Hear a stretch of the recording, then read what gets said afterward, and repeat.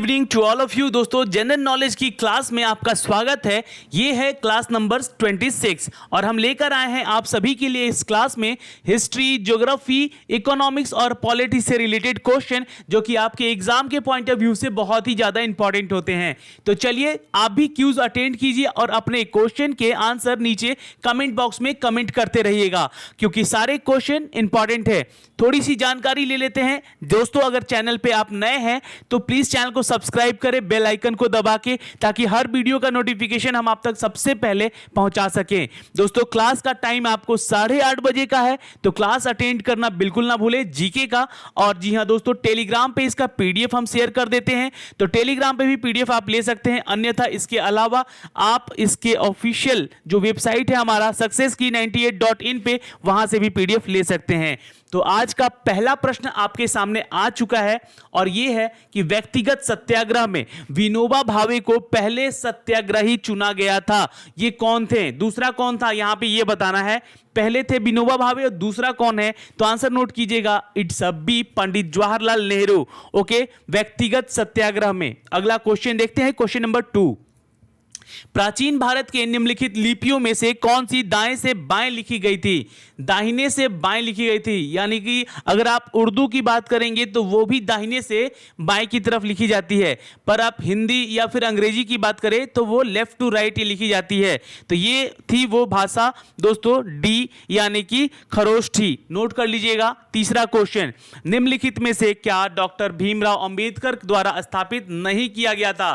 Question important है, देखिएगा, ध्यान दीजिएगा। यहां पे बोला गया है नहीं दिया गया था, नहीं किया गया था स्थापित। और ऐसे क्वेश्चन टीसीएस जो है आपको पैटर्न सेट करती है क्वेश्चन के। तो यहां पे आंसर आप कमेंट कीजिएगा, इट्स ए। नोट कर लीजिएगा, डेक्कन एजुकेशन सोसाइटी। अगला क्वेश्चन देखते हैं, एक्सट्रीमिस्ट और मॉडरेस्ट के बीच का विभाजन किस वर्ष सूरत कांग्रेस के सत्र में सामने आया था? तो इससे रिलेटेड मैंने कल एक क्वेश्चन दिया था सूरत कांग्रेस अधिवेशन के रिलेटेड, तो इसका आंसर होगा दोस्तों इट्स सी, 1907 ईस्वी में। अगला क्वेश्चन, निम्नलिखित में से कालिदास के कार्य को बताना है। यहां पे ऋतु संहार, मेघदूतम, 10 कुमार चरित्रम या कुमारा सांभवा। तो इनमें दिए गए जो नीचे विकल्प हैं, इन विकल्पों में से सही कोड चुनें। तो क्या ये 1 और 2 होगा, या फिर 2, 3, 4 होगा, या फिर 1, 2, 4 होगा, या फिर डी आंसर है यहाँ पे 1, 2, 3 और 4 सभी। तो आंसर है यहाँ पे इट्स सी, 1, 2 और 4।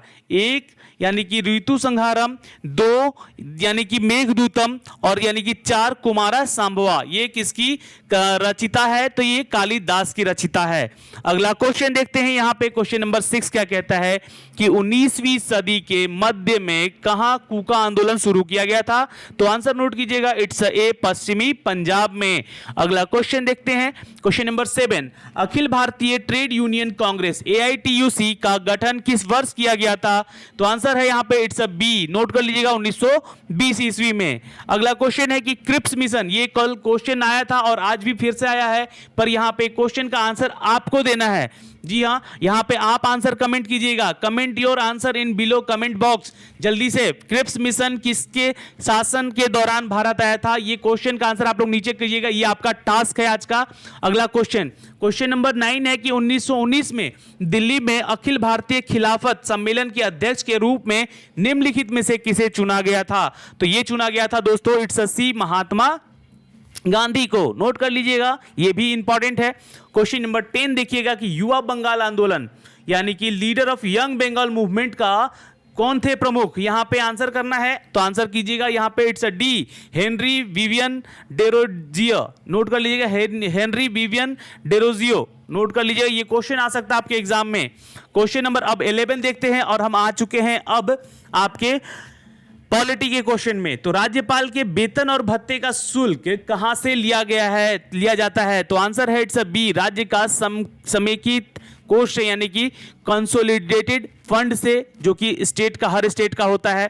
अगला क्वेश्चन है कि क्या कोई व्यक्ति एक से अधिक राज्यों के राज्यपाल के रूप में कार्य कर सकता है?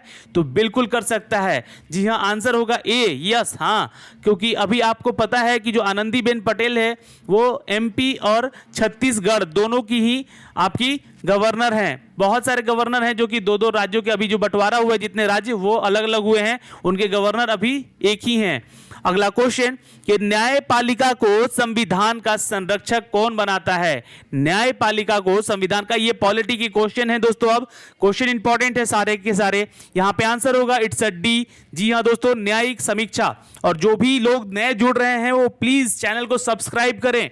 वीडियो को लाइक करें ना करें हमें कोई फर्क नहीं है, पर आप सब्सक्राइब जरूर करें, अपने दोस्तों को शेयर जरूर कर लें, क्योंकि शेयर कीजिएगा तो इसका फायदा आपको भी मिलेगा और उस छात्र को भी मिलेगा जो कि दूर दराज गांव में बैठ के अपनी तैयारी कर रहा है।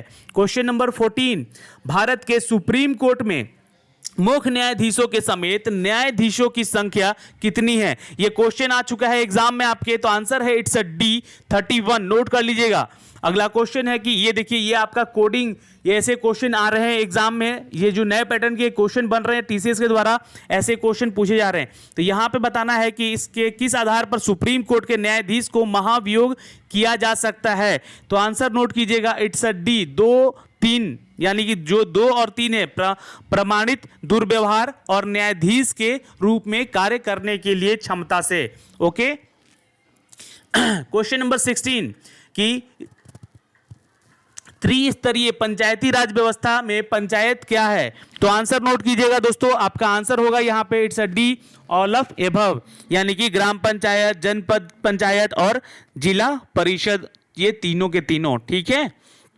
क्वेश्चन नंबर 17, पंचायत राज पर जीवी के राव समिति का गठन कब किया गया है? तो ये किया गया था सन 1985 में। नोट कर लीजिएगा, जीवी के राव कमेटी का पंचायत के राज के लिए एक कॉन्स्टिट्यूशन बनाया गया था।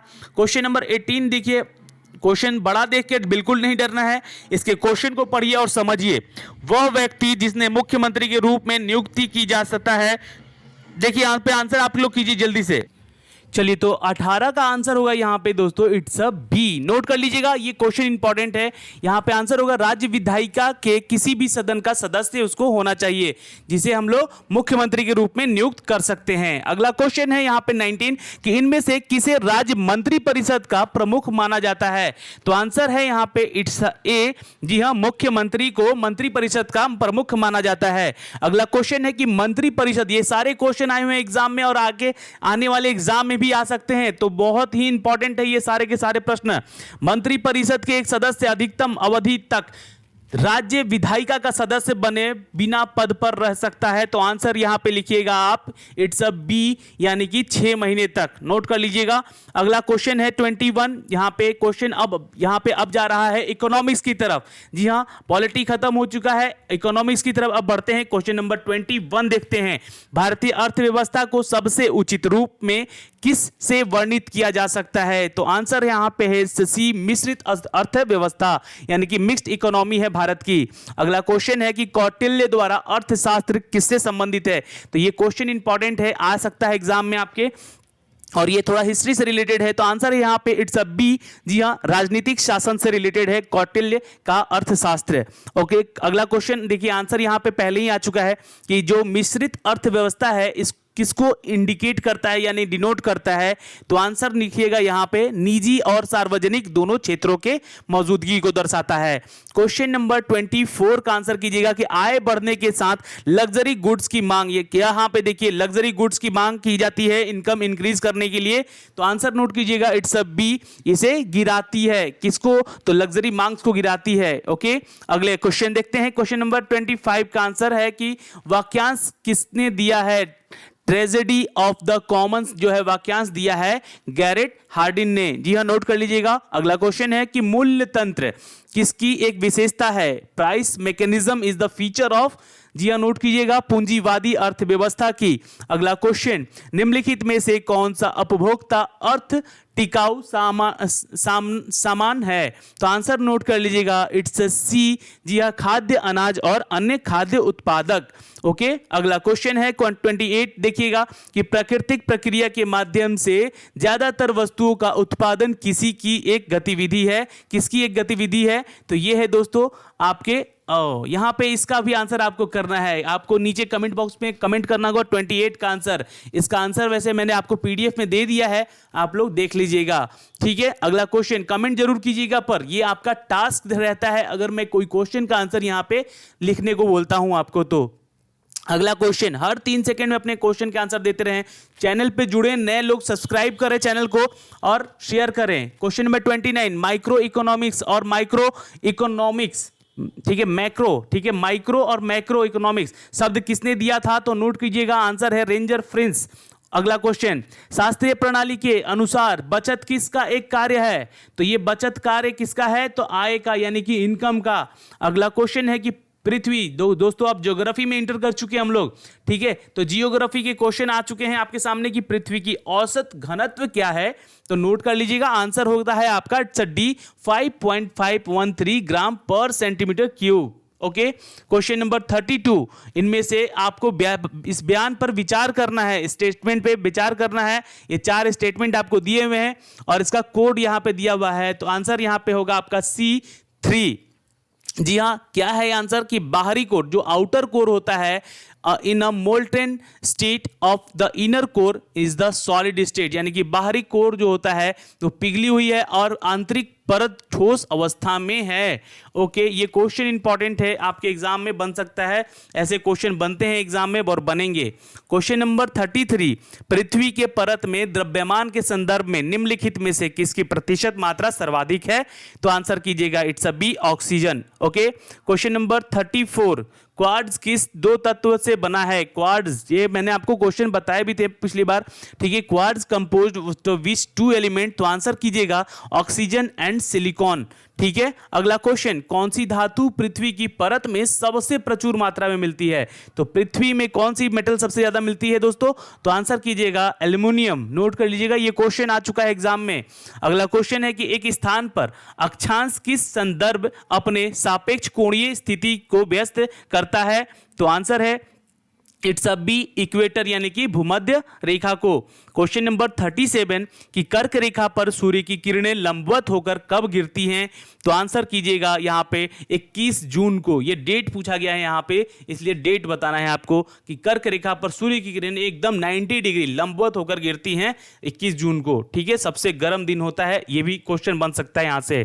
क्वेश्चन 38 क्या कहता है कि कौन देशांतर और सबसे अच्छा वर्णन करता है देशांतर का? तो यहां पे आंसर कीजिएगा, इट्स ए, उत्तर और दक्षिण ध्रुवों में शामिल एक काल्पनिक रेखा है, जो कि आप अगर मैप पढ़े होंगे, ठीक है, तो मैप में आपको एक काल्पनिक रेखा दिखाई देती है जो कि उत्तरी ध्रुव से और दक्षिणी ध्रुव तक शामिल रहती है, वो करती है, ठीक है। अगला क्वेश्चन है 39 की यदि पृथ्वी के अपने अक्ष पर नहीं झुकी होती है तो निम्नलिखित में से क्या संभव है? अगर पृथ्वी अपने अक्ष पर नहीं झुकी होती, ठीक है, आपको पता है ना कि पृथ्वी थोड़ी सी झुकी हुई है इस वे में, ठीक है, अगर ये नहीं झुकी होती और ये सीधी होती, ठीक है, तो क्या होता? तो ये है आंसर आपका बी, मौसम नहीं बदलता उस समय, ठीक है। अगला क्वेश्चन है और ये आज का आखिरी प्रश्न है कि कौन से स्थान पर 22 दिसंबर को सबसे लंबा दिन और सबसे छोटी रात होती है? कौन से स्थान पर?